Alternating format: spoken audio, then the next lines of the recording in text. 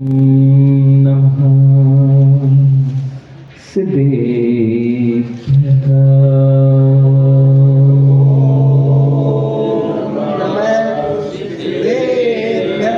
ॐ नमः सिद्धेभ्यः।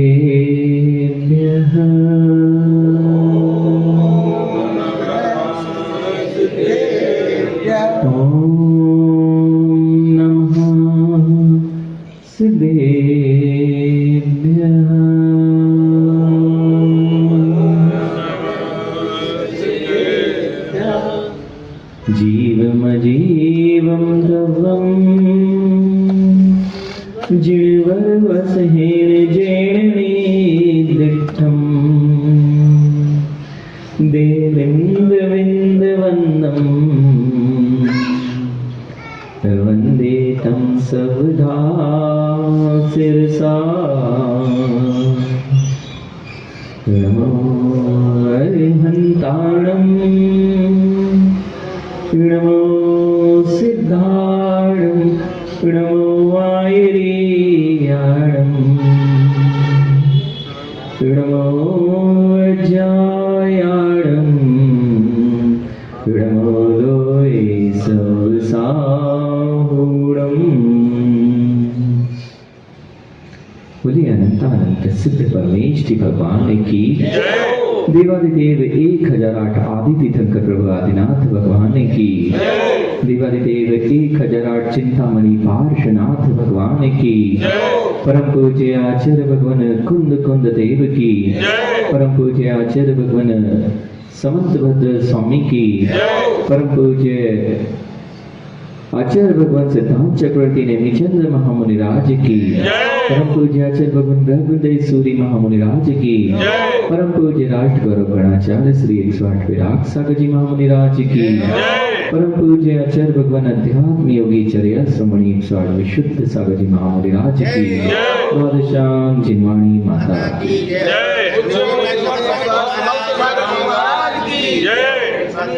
शील सागर जी महाराज की।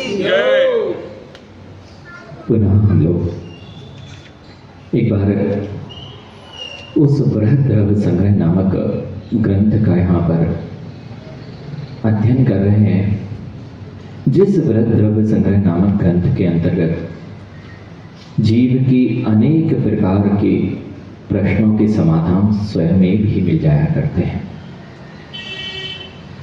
अनेक काल से जीवों ने जो भी ज्ञान प्राप्त किया है वह कहीं ना कहीं किसी न किसी निमित्त से ज्ञान प्राप्त करता है, लेकिन क्या सत्य है क्या असत्य है ऐसी निर्णय बुद्धि उसके पास नहीं होने से असत्य स्थानों पर भी उसने सत्य की प्ररूपता समझकर उसको ग्रहण करता रहा।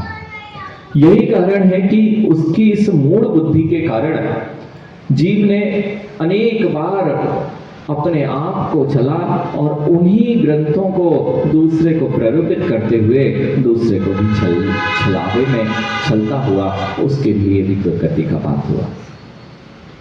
जगत में क्या सत्य है क्या असत्य है, और यदि असत्य में ही मैं जीवन जी रहा हूँ, गलत में ही अपना जीवन चलता रहा, गलत ही मेरी मान्यता बनती रही, तो जीवन में कभी भी श्रेष्ठता प्राप्त नहीं हो सकती थी।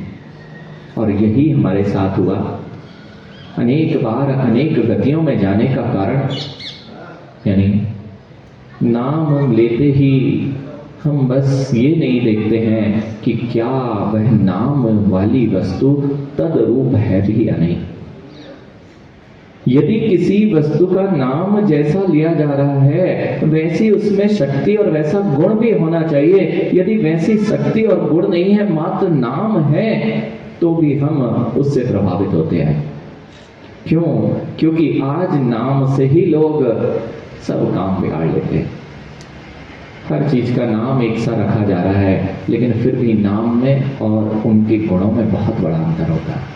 और जो नहीं पहचानते हैं उनको तो बाहर की वस्तु दिखती है, बाहर का जो भी उसने चाहे शास्त्रों की बात करें, चाहे आपके उपकरणों की बात करें, बाहर के रंग रूप सब कुछ एक से पोथियां बनाई गई, लेकिन ज्ञानी उन पोथियों में लिखा क्या है? नाम ऊपर शास्त्र लिखा हुआ है, इससे कोई शास्त्र नहीं हो जाता है। शास्त्र होता क्या है, इस पर विचार ही नहीं जाता है। जिन जीवों ने आज तक मां शास्त्र देखा और मस्तक झुकाया, शास्त्र देखा और मस्तक झुकाया, उनके लिए उनसे बड़ा जीव में मूर्खता या मूढ़ता कहीं नहीं कही जा सकती। यानी ऐसा क्या वर्तमान की पर्याय में नहीं किया काला जी? जहां देखा वहां शास्त्र दिखा। मुझे तो शास्त्र से मतलब है, अरे देख तो लेते कि शास्त्र में लिखा क्या है, और बिना लिखे उसी पर श्रद्धान कर बैठे और उसी का निर्णय अपने जीवन में उतार बैठते। जहां पर जीवों के राग द्वेष की बढ़ोतरी हो रही हो, वह तुम्हारे संकल्प विकल्पों की धारा को विश्राम नहीं कर सकती। मां, प्रवचनों की वही धारा सुनना जिनमें राग द्वेष की हानि हो, और यदि प्रवचनों की धारा में ही हमें अपने राग की पुष्टि मिले तो बड़ा आनंद आता है। और यदि आसपास पड़ोस के व्यक्ति के विषय में तुम्हारे परिणाम कलुषित हो रहे हैं तो ये प्रवचन नहीं है, ना ही वह किसी शास्त्र का वाचन है। यानी विशेष ध्यान देना, जिन दर्शन की यह महिमा आपको समझ में आना चाहिए। सत्य का निर्णय करने के लिए सत्य तो बताया, लेकिन आज तक किसी दर्शन, किसी संप्रदाय, किसी धर्म के बारे में उसने कभी भी कोई उंगली उठाने वाला काम नहीं किया। उंगली नहीं उठाई, क्योंकि यहां जहां राग देश होगा तो फिर जिन दर्शन नहीं होगा। जहां सत्य की दृष्टि होगी वहीं जिन दर्शन रहता है। जो प्रशंसा में फूलते नहीं और जो विरोधियों पर क्रुद्ध नहीं होते, उसी का नाम जिन दर्शन में, जिन आगम में देव सात गुरु की संज्ञा है। यानी देव भी जो पूजा करने वालों पर उस पर प्रसन्न नहीं होंगे, और जो विरोध करने वाले हैं उन पर रुष्ट नहीं होते। लेकिन मात्र राजीव भैया करुणा दृष्टि देखना आचार्यों की, जो विरोधी हैं उनका अहित ना हो जाए, इसलिए सत्य का प्ररूपण जरूरी है। यानी सत्य बोलने में यदि आप खंडित होते हैं, आज बच्चे कहते हैं महाराज जी ऐसा क्यों बोलते हो, यानी तुम कितने जीवन पर्यंत से अज्ञान दशा में आ रहे हो, सत्य जानते हो। सत्य को जानने के लिए यदि कोई बताने वाला मिल जाए तो कहते हो कि ऐसा क्यों बोलते हो। यानी इसलिए बोलते हैं क्योंकि यदि आप इस मार्ग पर चले गए तो अहित होना है। मां, बच्चों को आपका रोकना टोकना अच्छा लगता है क्या? नहीं लगता ना, फिर भी रोकते हो कि नहीं? तो रोकते हो तो आपका उनसे द्वेष है ना, आपका उनसे द्वेष है ना। यानी राग भी ना होना तो भी बच्चों को बताते तो हो, बच्चों यह मार्ग सत्य नहीं है, सत्य मार्ग जो है उसे जानो। ये जो तुम कर रहे हो, जैसी आपकी प्रवृत्ति है वैसी प्रवृत्ति नहीं होना चाहिए, क्योंकि यह आपके जीवन में बहुत नुकसानदायक है। वहाँ सत्य की नहीं। आज आप बच्चों को बोलते कि नहीं मोबाइल नहीं खेलो, ज्यादा मोबाइल नहीं खेलो, अथवा आप जिस तरह की प्रवृत्ति बाहर उठना बैठना और अनेक प्रकार की क्लब पार्टी और नशे की चीजें होती हैं, प्रत्येक माँ का कर्तव्य होता है कि वह उसे सत्य का मार्गदर्शन करे और वह बताए कि कहां पर जाना है और कहां जाने योग्य नहीं है। अब बच्चा समझे माँ मेरी दुश्मन है, भैया माँ मेरी दुश्मन है, तो बच्चा सही समझ रहा है ना। ऐसे ही जगत के प्राणियों को समझना पड़ेगा चिराग। ये जिनवाणी माँ जिनेन्द्र भगवान से मुख से निश्चित है, वीतराग अनंत प्रभु की वाणी जब सत्य का निरूपण करती है तो लगती विरुद्ध है लेकिन होती हितकारी है। माँ लगती विरुद्ध है, आपसे भी कहे ना भैया संयम लिया करो, रात्रि में भोजन नहीं किया करो, अपने जीवन में थोड़ा जो लोभ कषाय की प्रवृत्ति में आप दौड़े चले जा रहे हैं, उसमें थोड़ी विश्रांति लीजिए, अपनी मान कषायों को कम कीजिए। जो द्वेषी हैं उनसे भी क्रोध मत कीजिए। तो लगता है ऐसे कैसे संसार चलेगा? हाँ सत्य माँ, ऐसे कैसे संसार चलेगा? बिल्कुल सत्य नहीं चलेगा। संसार में तो रोना धोना ही पड़ेगा। जब तक तुम ऐसे भाव नहीं करोगे तो तुम्हारा संसार कैसे चलेगा? वास्तविकता यह है, आनंद में संसार से जीना चाहते हो तो जिनवाणी माँ कह रही है, जैसे आप अपने बच्चे को संबोधित करते हैं, क्या सही है क्या गलत है, ऐसे ये जिनवाणी माँ संबोधित करती है। यानी सत्य व्यसन की आदत नहीं छूट पाई, अष्टमूल गुणों का पालन भी नहीं हो पाया, तो माँ के वे लाडले पुत्र बिगड़ जाते हैं, फिर कोई नहीं बचाता।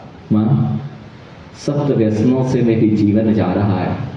धूम्रपान, मद्यपान, मदिरा पान, शिकार, वैश्यगमन, पर स्त्री गमन, और बच्चियां जो बाहर पढ़ रहे हैं, उनके सीलों की क्या प्रक्रिया हो गई है, यह विचारणीय प्रश्न है। अब देखना, माँ ऐसे बच्चों को नहीं समझाना चाहिए ना। क्यों?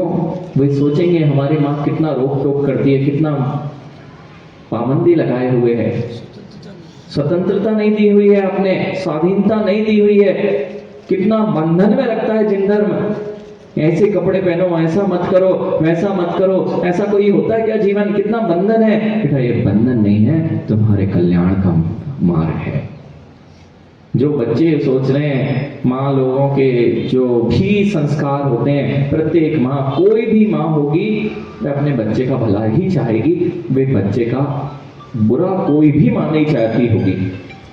ऐसे ही भैया, इसलिए शायद जिनवाणी माँ की संज्ञा दी गई है कि जिनेंद्र भगवान की ये वाणी आज तक उनसे जो रुष्ट होते हैं, उनको जो अपना विरोधी मानते हैं, जो उनको विपरीतता मानते हैं, चाहे वे धर्म के नाम पे माने, संप्रदाय के नाम पे माने, अथवा विज्ञान बुद्धि को मस्तिष्क में रख के जिनेंद्र भगवान की वाणी को बुरा भला कहें, लेकिन जिनवाणी माँ तो उनके प्रति भी वात्सल्य भाव रखती है, उनका भी हित चाहती है।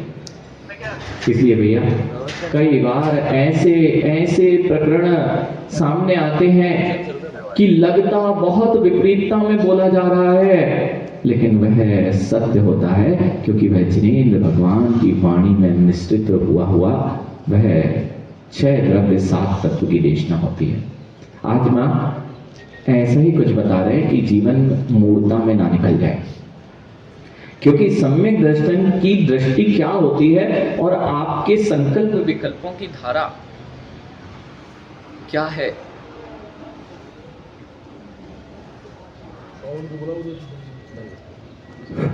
संकल्प विकल्पों की धारा यदि आप नहीं समझ पा रहे हैं, तो यह संकल्प विकल्पों की धारा क्यों बढ़ी हुई है? क्योंकि मैंने जीवन में सत्य का निर्णय ही नहीं किया।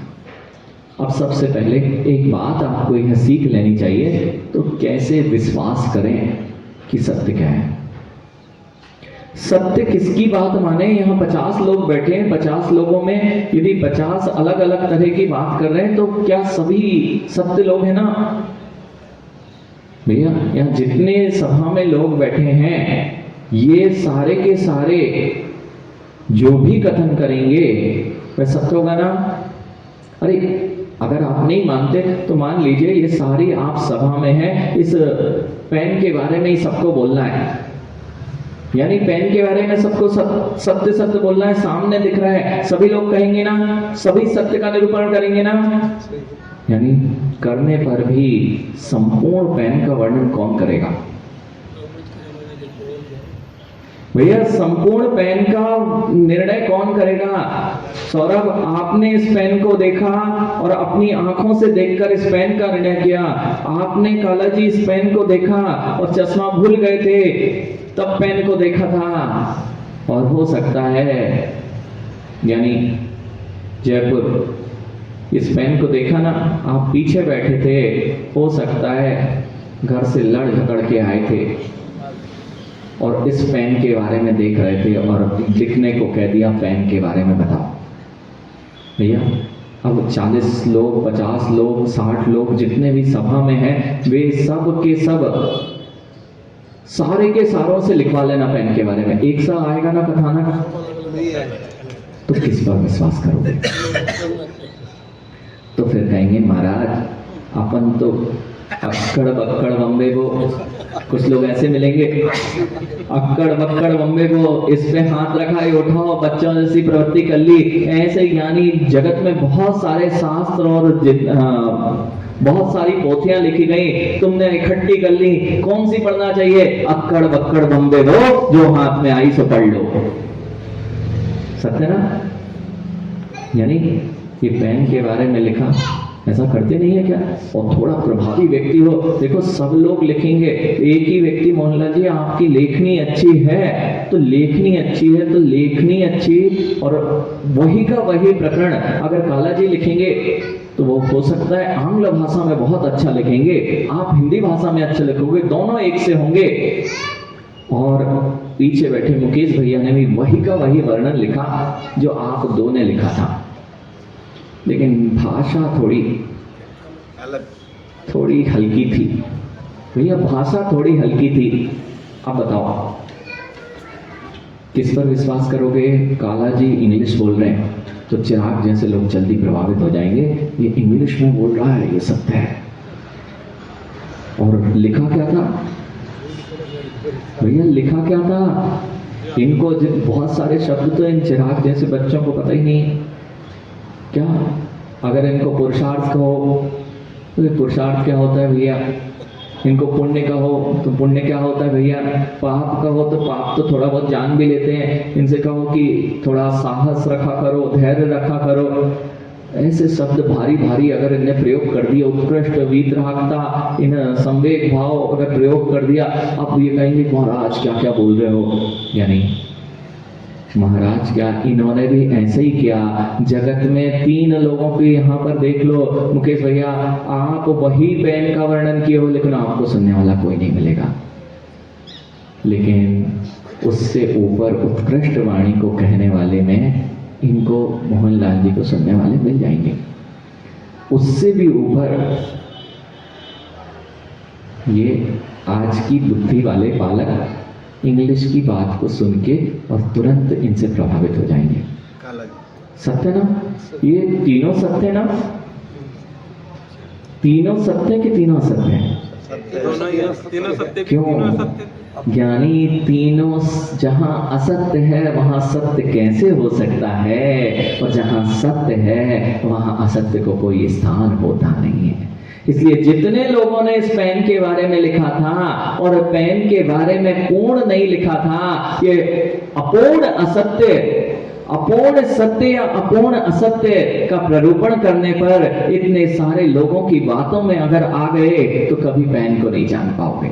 इसलिए भैया कौन बता रहा है ये भी पूछ लिया करो। हाँ, कौन बताया है, किसका प्ररूपण है? इतने सारे मैंने कहा, यानी यदि कोई लड़ झगड़ के आया है और वह लड़ झगड़ के आया है, उसके मस्तिष्क में कुछ और चल रहा था, तो पेन की कुछ ही और व्याख्या होगी और तुम उससे प्रभावित हो जाओगे।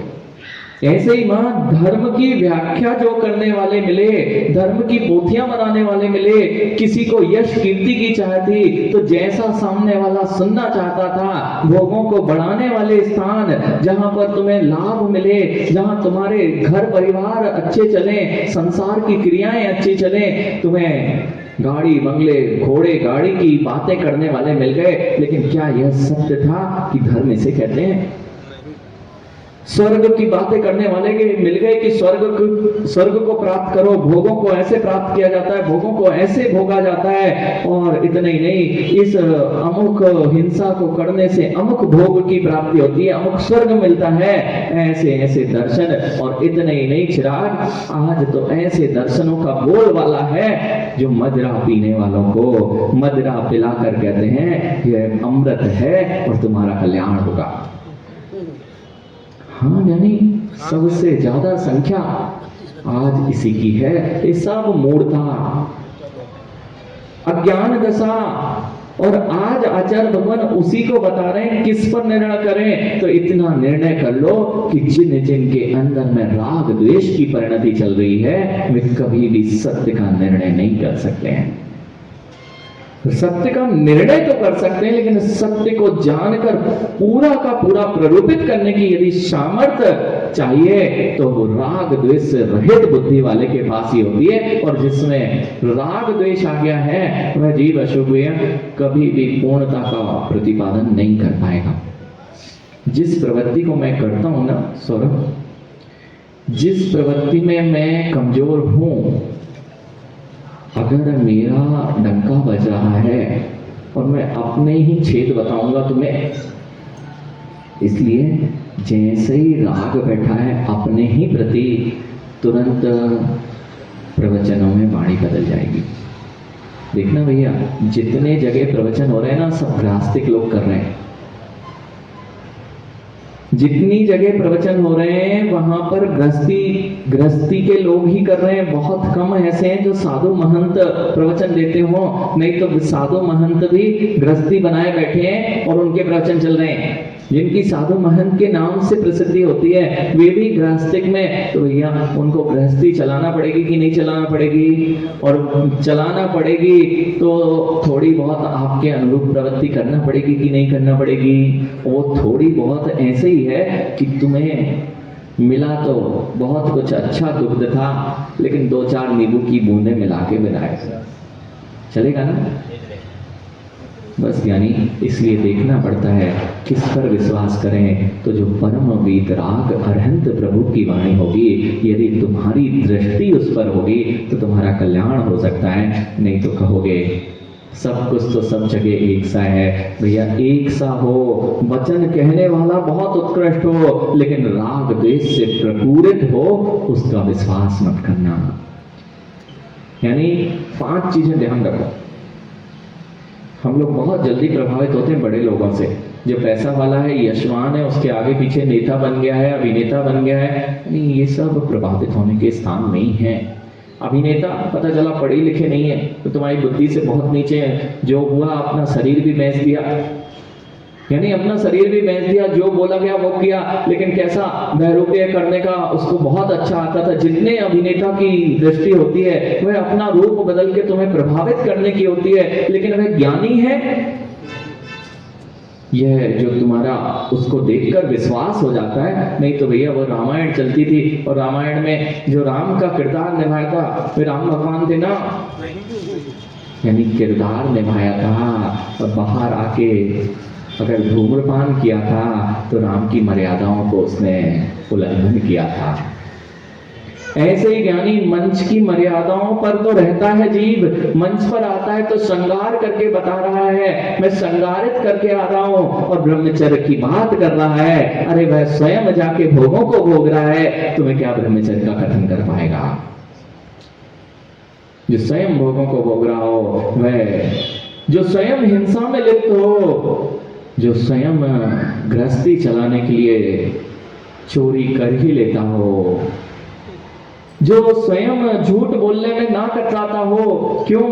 अगर सत्य बोलूंगा, भैया आप लोग जो व्यापार करते हो, देखो ऐसे में आपको समझ में नहीं आएगा, इसलिए मैं और थोड़ा सरल कर देता हूं। कमल जी, जो व्यापार करते हो वो पूरा सत्य पे आधारित होता है ना? देखना, सत्य कह के, क्योंकि मुझे पता है कहीं ना कुछ ना कुछ गड़बड़ करते हो, सत्य पे आधारित नहीं होता है, कहीं ना कहीं कुछ ना कुछ तो सत्य पे आधारित नहीं होता है। अब प्ररूपित करोगे तो अपनी पोल पट्टी खोलोगे क्या?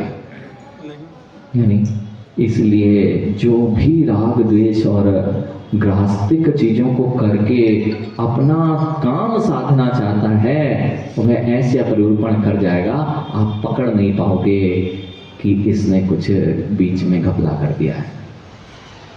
मत समझना, हिंसा, झूठ, चोरी, कुशील, परिग्रह, ये 5 पाप जिसके नहीं छूटे हैं, जिसने बुद्धिपूर्वक इनका त्याग नहीं किया है, वह अच्छा वक्ता हो, अच्छा भाषा में बोलता हो, आंग्ल भाषा में बोलने वाला हो, अथवा बहुत अच्छी वेशभूषा वाला हो।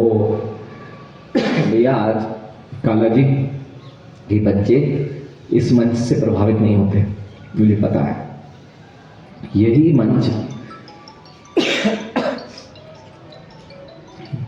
जैसा ये मंच है आपने प्रांगण में बिठा दिया है, प्रांगण में बैठे हैं, ये मंच लगा हुआ है, ये बच्चे आएंगे इससे प्रभावित नहीं हो सकते।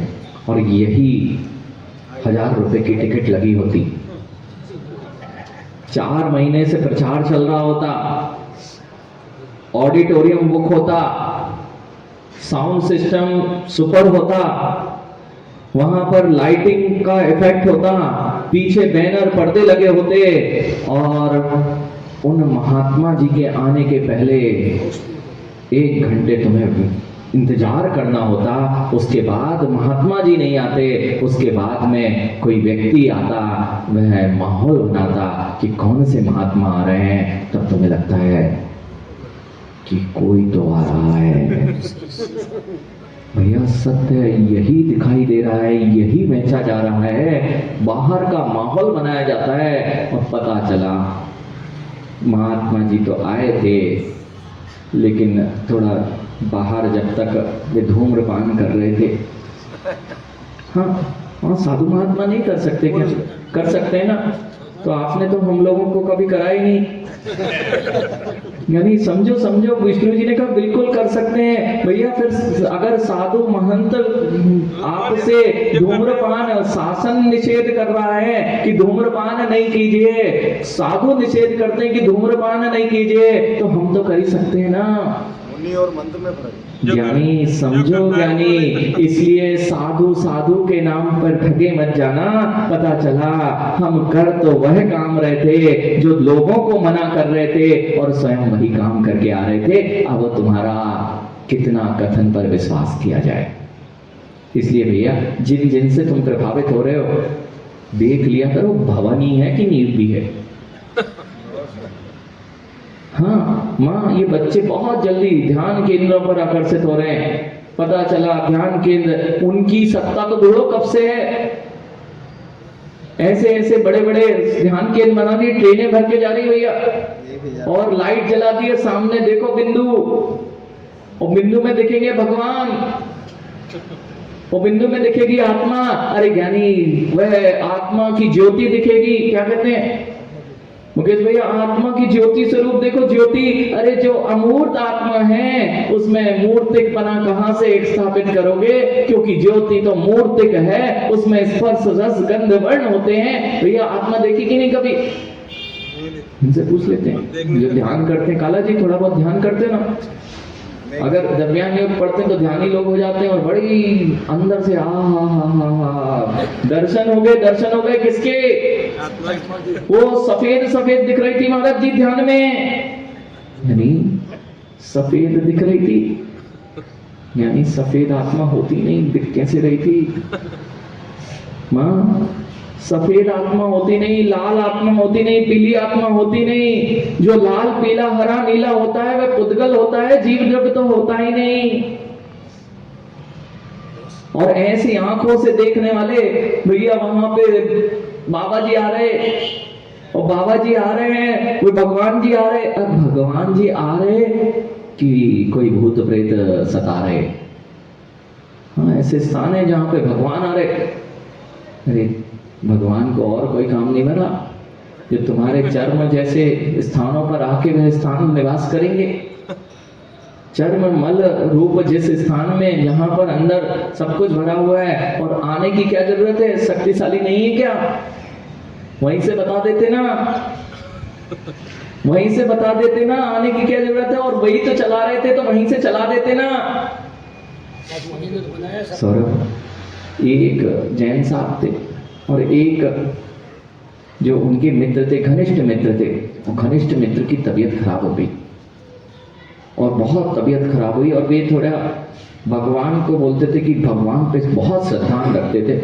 जो घनिष्ठ मित्र थे वे बहुत श्रद्धान रखते थे, और हर बात पर जो होता है सब भगवान की इच्छा से होता है। सत्य है माँ, जो भी होता है भगवान की इच्छा से। आज तक बेवरा भगवान की इच्छा की कुछ हुआ है क्या? नहीं हुआ ना। तुमने जितने बार अपने बच्चों को मारा, भगवान की इच्छा थी। जितनी बार आपने अशुभ कर्म किए, भगवान की इच्छा थी। अरे अभी तो आप बोल रहे थे भगवान की इच्छा से होता है। नहीं होता। भगवान जितनी बार जितने लोगों ने वध किए वो सब भगवान की इच्छा थी। नहीं। अगर नहीं करेंगे तो अत्याचार फैल जाएगा। तो भैया जितने अत्याचारी हैं सबको वध कर देना चाहिए। भैया भगवान की इच्छा थी ना माँ। अभी तो सिर हिल रहे थे किसी और तरह में कि जो कुछ होता है पत्ता भी हिलता है तो भगवान की इच्छा में।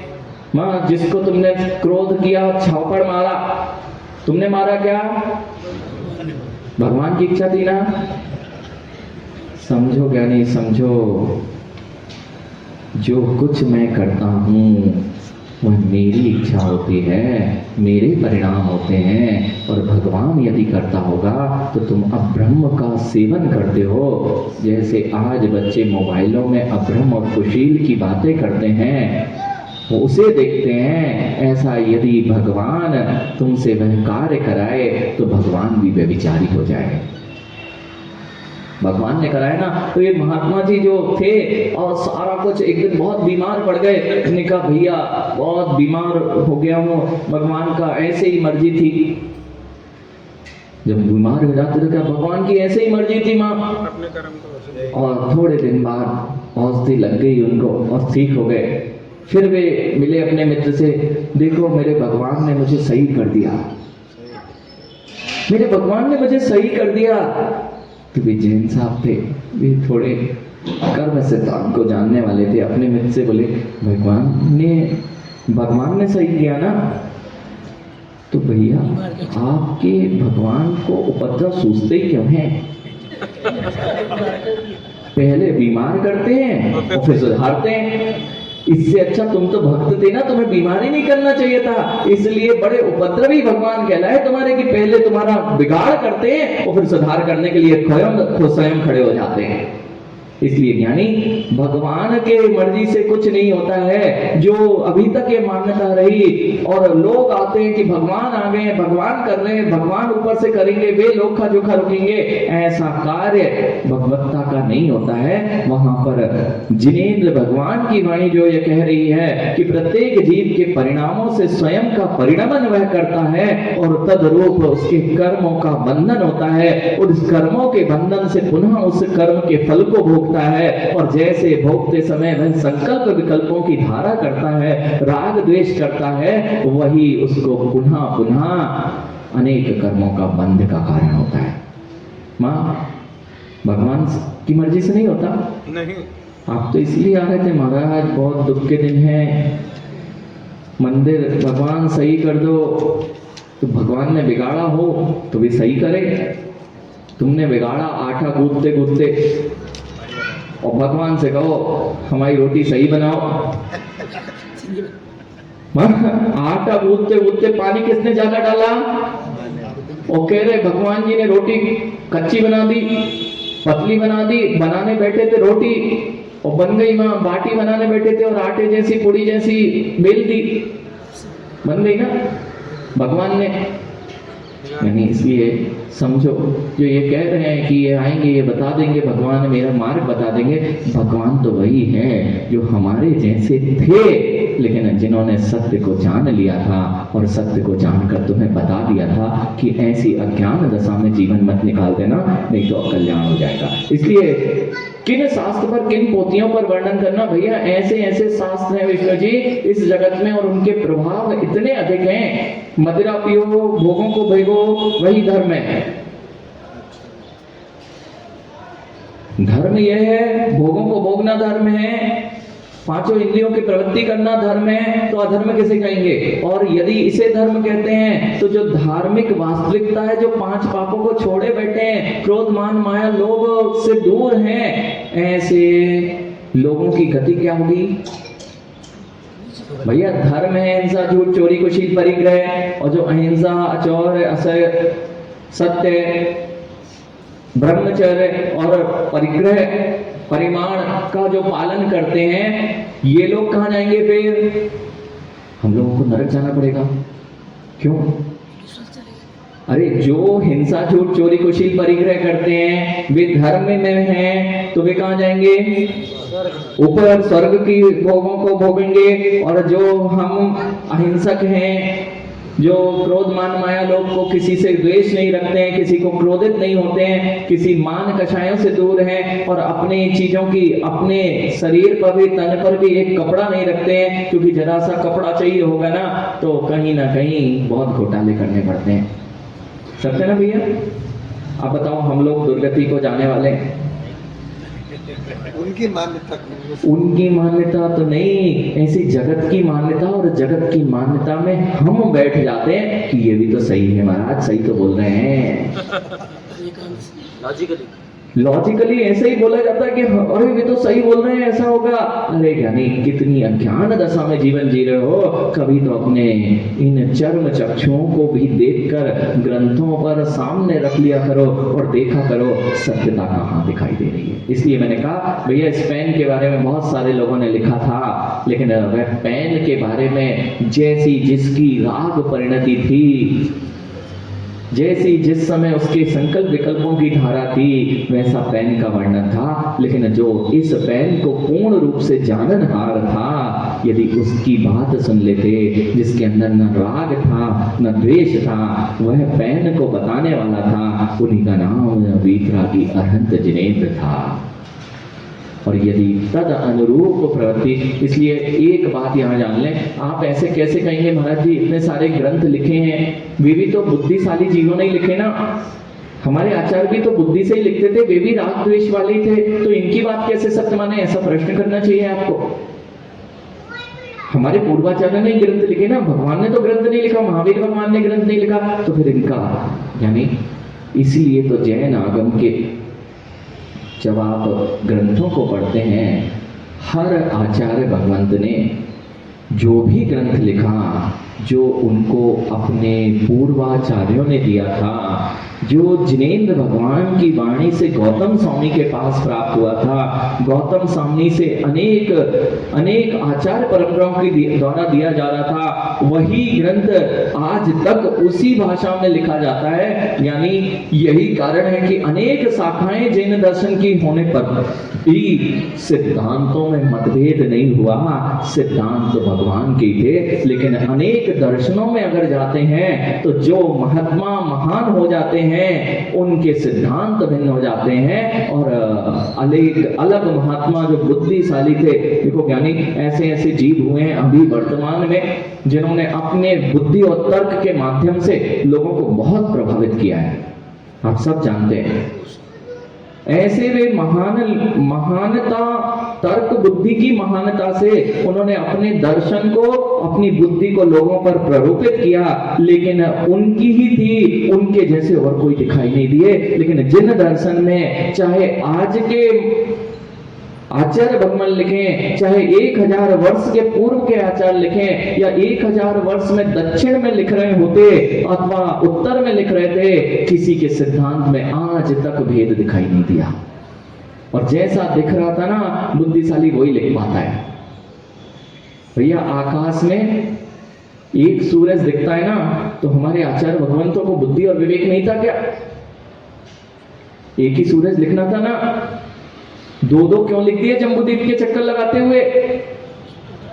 यानी 2 सूर्य जम्बूद्वीप के चक्कर लगा रहे थे। अभी तुम्हारी बुद्धि राग से ग्रसित है, इसलिए तुम तुरंत परिवर्तित हो जाते हो कि हाँ एक सूर्य विज्ञान देख रहा है। अरे ज्ञानी, तुमने देखा ही नहीं। रात के बाद कई बार क्या होता है, आपने अभी फिल्म नहीं देखी भैया, जैसे आप फिल्में देखते हो ढोंगिया जी, जैसी फिल्म देखते हो, ये बस कैमरा जैसे ये लगा हुआ है, ऐसे ही फिल्म आती है ना, कि बीच में से सब गायब कर दिया जाता है जो नहीं दिखाना होता है। अरे कई बार तो अभिनेता ऊपर चला जाता है, फिल्म बन रही थी, अभिनेता ऊपर चला गया, अब फिल्म पूरी नहीं होगी ना, दूसरा पैदा हो जाता है, दूसरा आ जाता है और बिल्कुल हमशक्ल बना दिया जाता है, और आप पता ही नहीं कर पाते कि हुआ क्या है। यानी ऐसे ही बीच के अंधेरे में, बीच की कटिंग में क्या हुआ है, ऐसे ही अगर अंधेरे में जो रात्रि होती है, तुम ये कहते हो वही आ गया है, एक ही जगह 2 जन दिख जाए ना भैया, एक पक्षी जो देखना, पक्षी एक से है, वो उस आपके भवन के द्वार पर जाके एक पक्षी बैठ गया, वह कबूतर दिखाई दे रहा था और जैसे ही उड़ा आसमान की तरफ गया, आपकी आंखों से ओझल हुआ और दूसरा पक्षी आके वहां बैठ गया। जहां गया था वहीं से दूसरा आया। भैया क्या लगेगा? वही आ गया। वही आ गया। वही आ गया, वही आ गया। ऐसे ही यानी अभी तुम ज्ञात नहीं कर पा रहे हो और ज्ञात भी होने लगा है टोंगिया जी। अब तो विज्ञान भी इस बात को कि हर दूसरे दिन सूरज की जो किरणें हैं उनमें कुछ ना कुछ परिवर्तन देखने लगा है। इसलिए ज्ञानियों, जो बुद्धि चलाई जा रही है, हमारे आचार्यों के पास भी बुद्धि थी कि भैया तारे गण हैं, ये अभी अभी ये गोल पृथ्वी की परिकल्पना की गई है। सारे ग्रंथों में, चाहे वैदिक दर्शनों के हों अथवा जो भी अन्य दर्शनों हैं, वहां पर कभी भी गोल पृथ्वी का वर्णन नहीं आया, लेकिन तुरंत बदल जाता है आदमी। लेकिन जिन दर्शन में आज तक कोई नहीं बदला, क्यों? उनको विश्वास था मैं जो देख पाता हूँ मात्र उतना ही सत्य नहीं है, जो इससे कई परे है, जो वीतरागता की ज्ञान में झलकता है, उससे परे को मैं मानूंगा तो कभी सत्य से परिचित नहीं होगा। हाँ, इसलिए आज अगर देखें ज्योतिष शास्त्र जो बना हुआ है ना, मैं आपको थोड़ी सी बात, क्योंकि बीच में प्रकरण आया किसे सत्य माने, समय आपका हो गया है, लेकिन एक बात यहाँ पर सुन लें सौरभ गौरव, यानी पृथ्वी में ज्योतिष जो आज विद्या चल रही है, ज्योतिष विद्या हमारे जिन ग्रंथों में अनादिकाल से प्रभावित होती आई है, और द्वादशांग में ज्योतिष, खगोल और सूर्य पद्धति, चंद्र प्रज्ञप्ति, सूर्य ग्रहण क्यों होता है, चंद्र ग्रहण क्यों होता है, आदि आदि अनेक प्रकार के सारे वर्णन वहां मिलते हैं। दिन रात कैसे होते हैं, साथ ही साथ में किस प्रकार से मौसम में परिवर्तन होता है, ये सारा का सारा वर्णन जिनागम में बहुत अच्छे से गणितीय विद्या में लिखा हुआ है।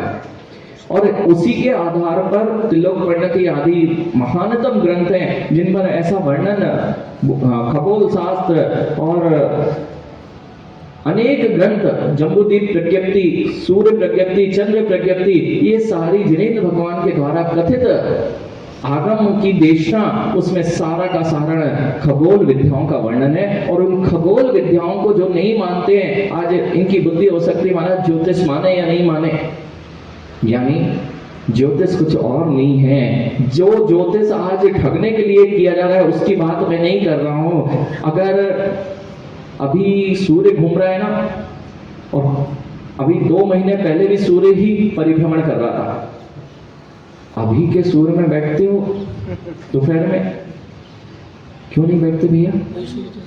वही सूर्य तो है। अब क्या अंतर आ गया सूर्य को?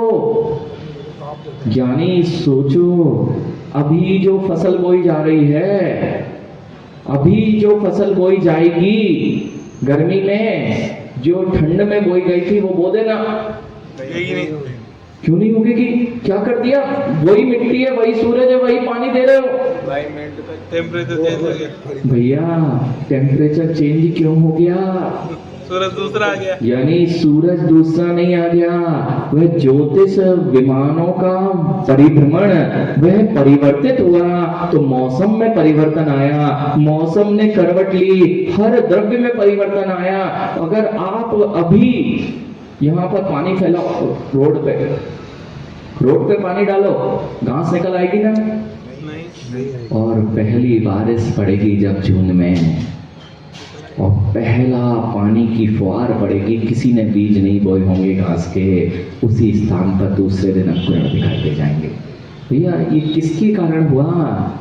ये जो ज्योतिष विमान कहे गए हैं, सूर्य, चंद्रमा, नक्षत्र, ग्रह, इनका परिभ्रमण जैसा होता है, उससे वास्तविकता में जो वातावरण में परिवर्तन जैसे दिखाई दे रहा है, वह हर चीज पर, परिणाम पर वह अपना प्रभाव छोड़ता है।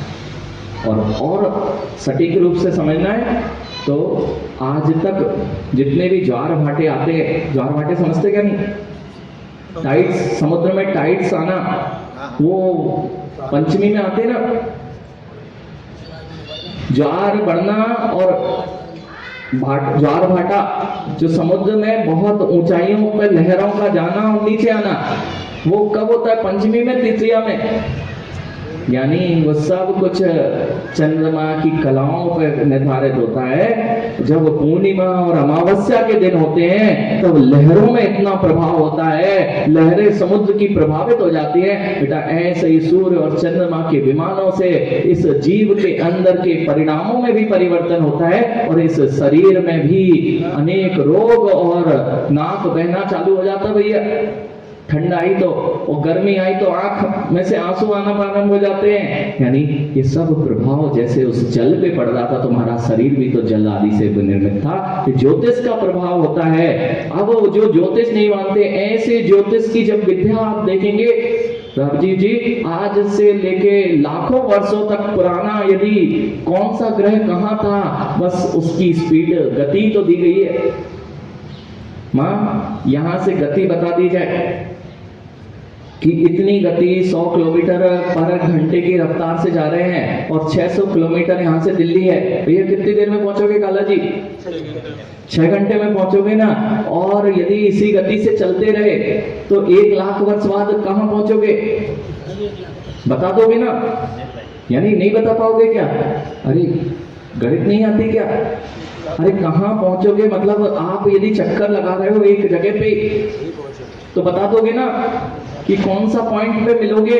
यानी बस यही तो ज्योतिष में कहा गया, हर ग्रह की गति थी, हर ग्रह कहां पर कितनी गति से चल रहा है। 1 लाख वर्ष पूर्व का भी यदि ज्योतिष ज्ञानी से पूछा जाए तो बता देगा कि इस दिन अमावस्या पड़ी थी। 1 लाख क्या अनंत वर्ष बाद भी पूछा जाए किस दिन अमावस पड़ेगी, ये बता दिया जाएगा। इन सारे ज्योतिष शास्त्रों में जो जिन आगम में वर्णित है, इसमें कहीं भी पृथ्वी सूर्य को स्थिर नहीं बताया गया है। यानी सूर्य और चंद्रमा की गतियों के आधार पर, पृथ्वी की स्थिरता के आधार पर सारी की सारी गणितीय विद्या को दिया गया है। और उस गणितीय विद्या से आज तक कोई भी ज्योतिष की तिथि गड़बड़ नहीं हुई है। मां आज तक लाख वर्ष का अगर ज्योतिष निकालेगा ना तो ये आज से बता देगा किस दिन अमावस्या पड़ेगी।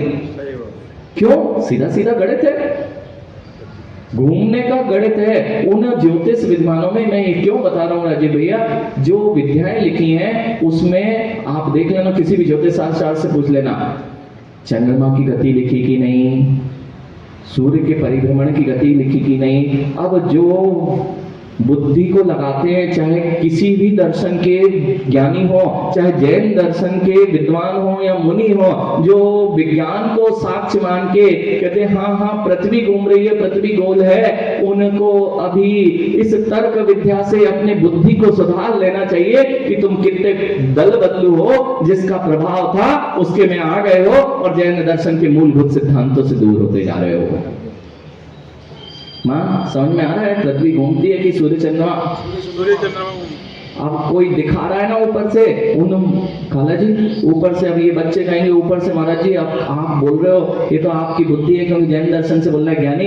इसलिए हमारे आचार्यों ने कभी भी तुम्हारे से प्रभावित होके ना तो चंद्रमा की संख्या घटाई, ना सूर्य की चंद्रमा घटाई, ना सुमेरु पर्वत को गायब किया, ना अनेक पर्वतों को जो तुम नहीं देख पा रहे थे उनको गायब किया।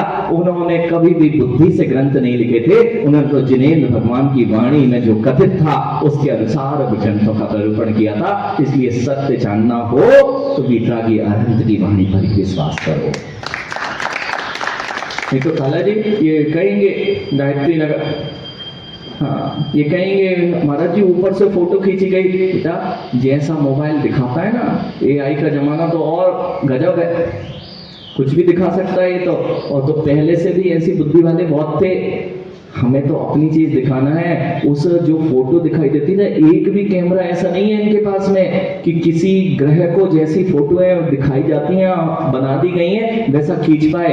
एक ग्रह पृथ्वी को गोल दिखाने के लिए 9,000-9,500 फोटोओं का संग्रह किया जाता है और उसको जोड़ने की कला बच्चे से जुड़वाना।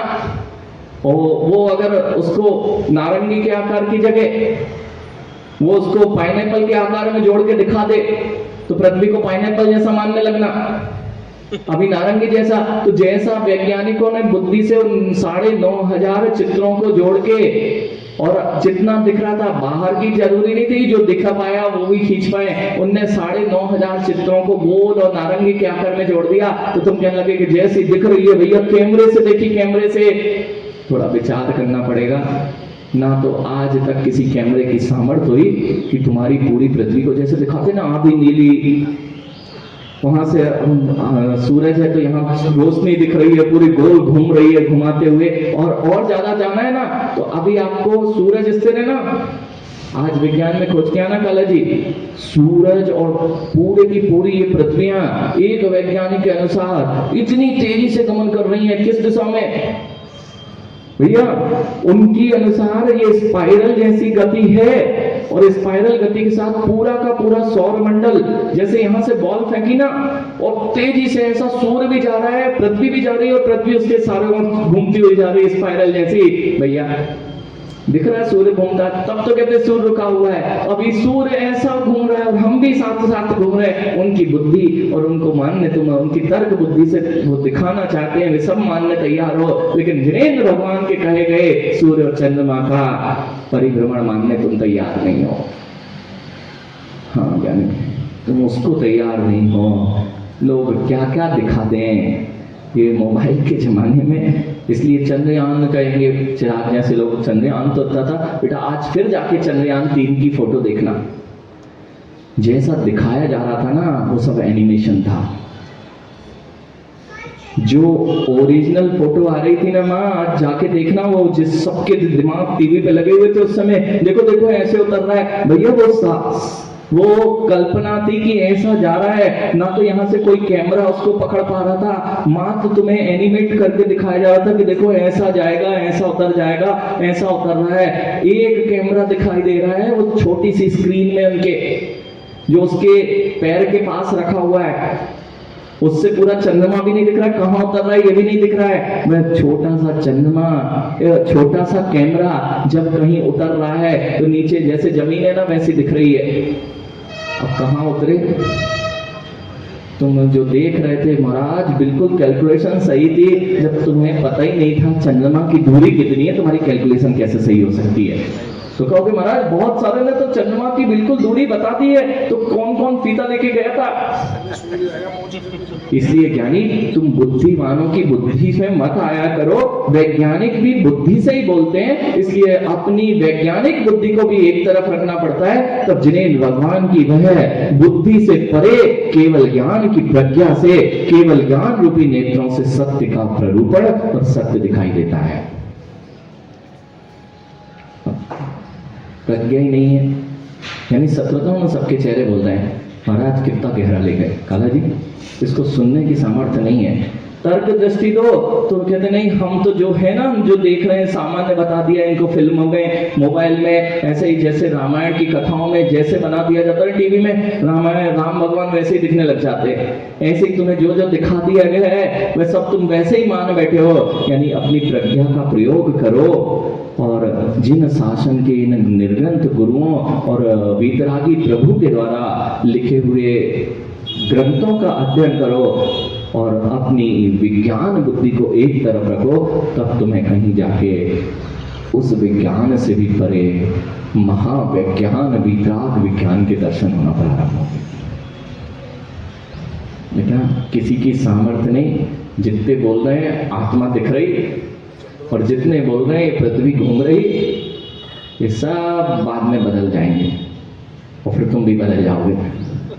पहले सूर्य आएगा, चंद्रमा तो बहुत ऊपर। अरे ज्ञानी मैं क्या कह रहा हूँ, जितने तुम्हें ये सब अभी विज्ञान दिख रहा, आगे कोई इनसे तार्किक आ जाएगा और वह अपने सिद्धांत रख देगा तो तुम कहोगे नहीं नहीं नहीं विज्ञान पहले गलत था अब सही है, और तुम भी बदलू जैसे बदल गए। इसलिए जिनेंद्र भगवान की वाणी कभी बदलती नहीं है, वह आदिनाथ भगवान के समय भी वही थी, महावीर भगवान के काल में भी वही थी, और हमारे आचार्यों ने 2000 वर्ष से जो प्ररूपण किया है माँ, वह बुद्धि को देख के विज्ञान की तार्किक शक्ति से प्रभावित होकर नहीं किया। इसलिए जैसा जम्बू द्वीप का वर्णन, जैसा असंख्यात लोग द्वीप समुद्रों का वर्णन जिन आगम में किया गया है वैसा ही है। और एक और बात कहूँगा जी, आप बताओ ये सब पहले से ही है अनादि से है ना, तो अनादि से जो चीज है वह अनादि से है,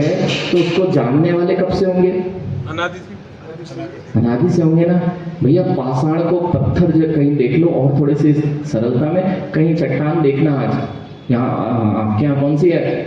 अरावली है ना? चट्टान जल पर। हाँ नहीं नहीं, ये पूरा जयपुर का बेल्ट है ना, अरावली है ना।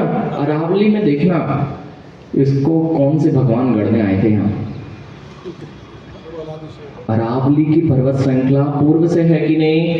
परिवर्तन होना हम मानते हैं, जिन शासन में कहा है परिवर्तन तो होता है, लेकिन क्या ये नहीं थी फिर अपने आप हो गई? भगवान ने बना दी तो विज्ञान कुछ अपनी बुद्धि लगाएगा, इनको भी नहीं देखा। अभी मैं कहूँ, अगर भैया आपके हैदराबाद में रहते हो ना, कला जी हैदराबाद का 50 वर्ष पूर्व का इतिहास लिख के लाना है आपको। सत्य होना चाहिए पूरा, एक भी गड़बड़ नहीं होना चाहिए। और 500 वर्ष का जो राजा था ना निभाई का, मोहनलाल जी बहुत लेखने में प्रसिद्ध हैं भैया, 500 वर्ष की लेखनी सही लिखे आना, बिल्कुल एक भी चीज गड़बड़ नहीं आनी चाहिए। लाखों वर्षों की जो गणनाएं कर रहे हैं वैज्ञानिक, ये अपनी उल्टी सीधी बुद्धि, हाँ उल्टी सीधी मैं इसलिए कह रहा हूँ, जैसा सोच लिया उसमें प्रवेश करते गए, तुम वहां प्रवेश नहीं करते हो, और किसी ने तार्किक बुद्धि से उसे प्रसिद्ध कर दिया, तुम उसे मानने तैयार हो जाते हो। इसलिए माँ, ये जो दिखाई दे रहे पहले से हैं, अरे अच्छा इतना नहीं मानते तो वैज्ञानिकों से ही मैं पूछ लेता हूँ, ये जो आसमान है ना, ये आसमान का फूटना हुआ पृथ्वी बन गई और अनेक ग्रह बन गए, सत्य है ना? ऐसे ही तो है बिग बैंग थ्योरी। और इसको न मानते हो तो तुम वो बहुत अज्ञानी चिराग। और हम बोल दो किसी स्कूल में जाके कि बिग बैंग थ्योरी नहीं मानता हूं मैं, हाँ बेटा बोल दो और उसे सिद्ध कर दो ना, जैसे मैं सिद्ध कर रहा हूं, तो बिग बैंग थ्योरी वाले से भी ऊंचे वैज्ञानिक तुम बन जाओगे। तुम सिद्ध नहीं कर पाते इसलिए चुप रह जाते हो। इसलिए तार्किक दृष्टि से वे भी तो तर्क देते हैं, वे भी तो कभी जाके नहीं देखे उनने करोड़ों वर्षों पहले क्या घटनाक्रम घटा था, उनने बुद्धि लगाई थी, लेकिन ऐसा कोई घटनाक्रम घटा, आपने मान भी लिया कि पृथ्वी बन गई, लेकिन क्या माँ उसके पहले कुछ नहीं था ना? वो तो था ना जहां फटा था वो। तो जब वह पहले से था, अगर वह पहले से था, तो जो जिन वाणी में ये सारे जगत की संपूर्ण व्यवस्था जैसी व्यवस्थित कही गई है, ये भी तो अनंत काल से थी, और उस अनंत काल से थी तो उस अनंत काल से जानने वाले भी अनंत काल से थे, और उसे बताने वाले भी अनंत काल से रहे। उन्हीं का नाम जिनागम में वितराग अनंत कहा गया है। और इसलिए जिन धर्म महावीर भगवान के नाम से, आदिनाथ भगवान के नाम से जो जानना चाहते हैं, वे कभी भी जिन दर्शन को जान नहीं पाएंगे भैया। इसलिए जो स्वभाव होता है वह कभी बदलता नहीं है, और जो स्वभाव होता है उसको जानना ही जिन दर्शन में कहा गया है। और जो जानता है वही जान पाता है जो स्वभाव को प्राप्त हो जाता है। और उनकी वाणी पर विश्वास करोगे तो मूढ़ नहीं कहलाओगे, नहीं तो वैज्ञानिक होते हुए भी विज्ञान पंचम काल कहो या 21वीं शताब्दी कहो या 25वीं कहो या 41वीं या 50वीं शताब्दी कहो, हम 25 साल बाद और बात कर लेते, 21वीं शताब्दी 30 साल और बात की, महाराज जी क्या परिवर्तन हो जाएगा और कहाँ आप जी रहे हो, यानी ये नंगे घूमना कहाँ आप जी रहे हो, टोंगे जी ये कहेंगे, यानी तुम्हारे 50 साल और बीत जाए तो तुम कितने आगे बढ़ जाओगे। बेटा तुम आगे नहीं बढ़ रहे हो, वहीं घूम रहे हो। आगे बढ़ने वाला तो ये निर्गंथ योगी का वेश है, जो इस बुद्धि से भी कई ऊपर इस परिभ्रमण से निकल के ऊपर जा रहा है। समझना पड़ेगा अनादि निधनता, सनातनता और आत्म दृष्टि क्या होती है, स्वभाव क्या होता है। मूढ़ मत रहो। इसलिए ये अमूढ़ दृष्टि, सम्यक दर्शन की दृष्टि बता रहा हूं। इसलिए भैया जिन जिनको सम्यक दर्शन है ना, विज्ञान की बातों में मूढ़ मत हो जाना, नहीं तो अमूढ़ दृष्टि नहीं रह पाओगे और तुरंत मिथ्यात्व में पहुंच जाओगे। समझ गए? समझ गए?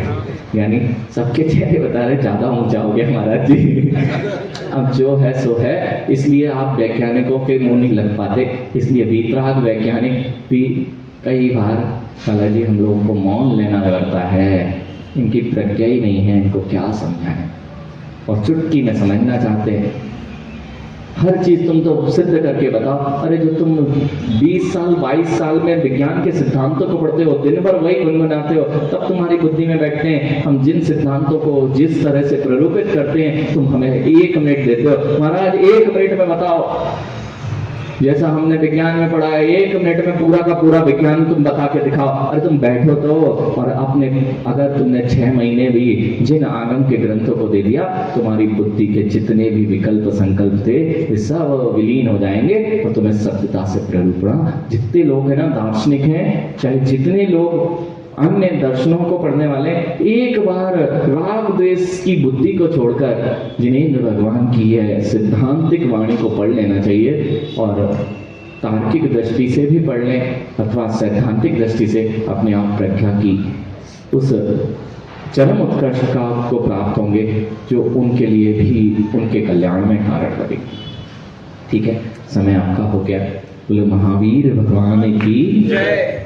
समर्थ सागर जी महाराज की जय।